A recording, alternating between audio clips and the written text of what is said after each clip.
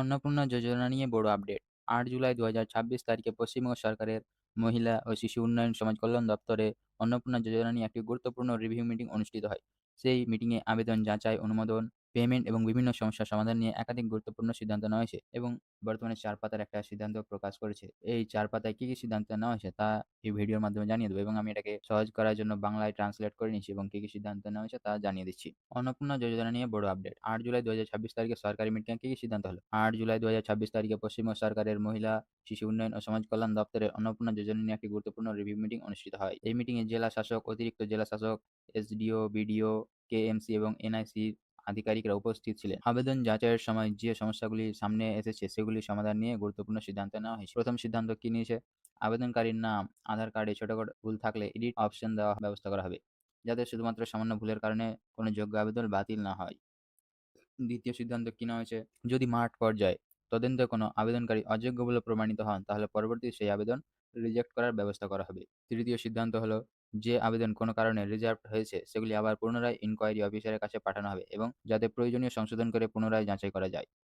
চতুর্থ সিদ্ধান্ত, AWW, AWH, ASHA worker, civic volunteer, para teacher এবং সরকারি খাতে সাম্মানিক, মাসিক সাম্মানিক ও পারিশ্রমিক পান এমন ব্যক্তিদের আবেদন আপাতত অনুমোদন করা হবে না পরবর্তী নির্দেশ না আসা পর্যন্ত। অর্থাৎ আপনি যদি অঙ্গনওয়াড়ি কর্মী, সহায়িকা, আশাকর্মী, সিভিক ভলেন্টিয়ার, প্যারা টিচার এবং সরকারি খাতে সাময়িক ভাতা, পারিশ্রমিক পান এমন ব্যক্তিদের আবেদন আপাতত অনুমোদন করা হবে না পরবর্তী নির্দেশ না আসা পর্যন্ত।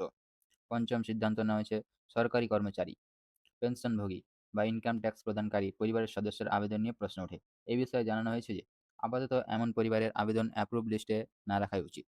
প্রকৃত দরিদ্র, যিনি সবথেকে দরিদ্র ও যোগ্য মহিলাদের এই অগ্রাধিকার দিতে হবে এবং পরে এ বিষয়ে আলাদা স্পষ্টীকরণ জারি করা হবে।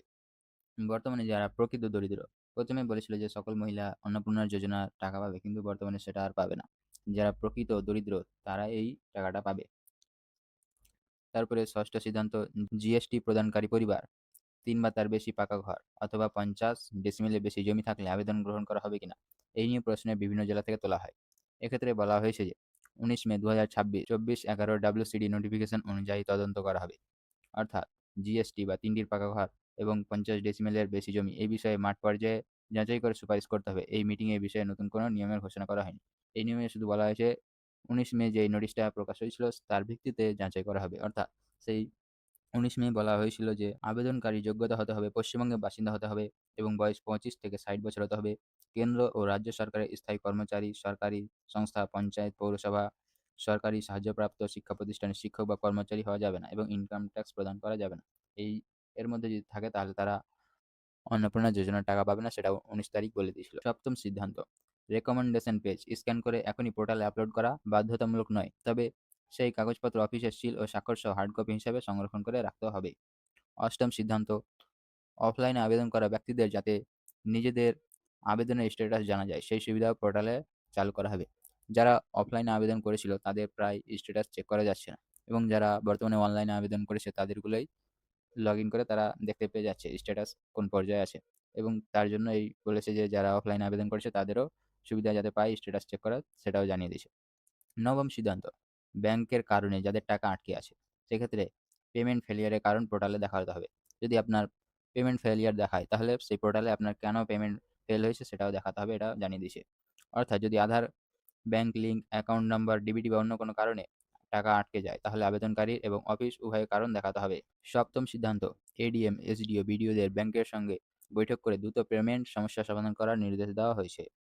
একাদশ সিদ্ধান্ত, প্রতিদিন গুগল মিটের মাধ্যমে কাজের অগ্রগতি পর্যালোচনা করা হবে এবং প্রযুক্তিগত সমস্যা সমাধানের জন্য এনআইসি নিয়মিত সহায়তা দেবে। সবচেয়ে গুরুত্বপূর্ণ সিদ্ধান্ত, ৩০ জুন ২০২৬ জমা পড়া সমস্ত যোগ্য আবেদন দ্রুত যাচাই অনুমোদন শেষ করার নির্দেশ দেওয়া হয়েছে। বর্তমানে এখনো যারা অফলাইনে ফর্ম জমা করেছিলেন তাদেরগুলো এখনো প্রায় এন্ট্রি হয়নি, যার কারণে তারা টাকা পাচ্ছে না। তাই বলা হয়েছে ৩০ জুন ২০২৬ পর্যন্ত যে সকল আবেদন অফলাইনে জমা পড়েছে তাদেরগুলো দ্রুত যাচাই করে ডিজিটালাইজ করার নির্দেশ দেওয়া হয়েছে। অর্থাৎ ৩০ জুনের মধ্যে যারা আবেদন করছেন এবং যাচাইযোগ্য প্রমাণিত হবেন তাদের দ্রুত সম্ভব জুলাই মাসে আর্থিক সহায়তা দেওয়ার জন্য এই কাজ দ্রুত শেষ করতে বলা হয়েছে। শেষে আরও বলা হয়েছে অফলাইনে জমা পড়া এবং সব আবেদন দ্রুত ডিজিটালাইজ করতে হবে যাতে কোনো আবেদনকারী জুলাই মাসের সুবিধা থেকে বঞ্চিত না হয়। অর্থাৎ ৩০ জুনের মধ্যে যারা আবেদন করেছে তাদের জুলাই মাসের টাকাটা দেওয়া হবে, এটা বলা হয়েছে। তো এই ছিল একটা ভিডিও যেটা বর্তমানে লেটেস্ট নোটিফিকেশন অন্নপূর্ণা যোজনার, সেটাই আমি এই ভিডিওর মাধ্যমে দেখিয়ে দিলাম। পরবর্তী নতুন কোনো নোটিশ প্রকাশ হলে তাও জানিয়ে দেব।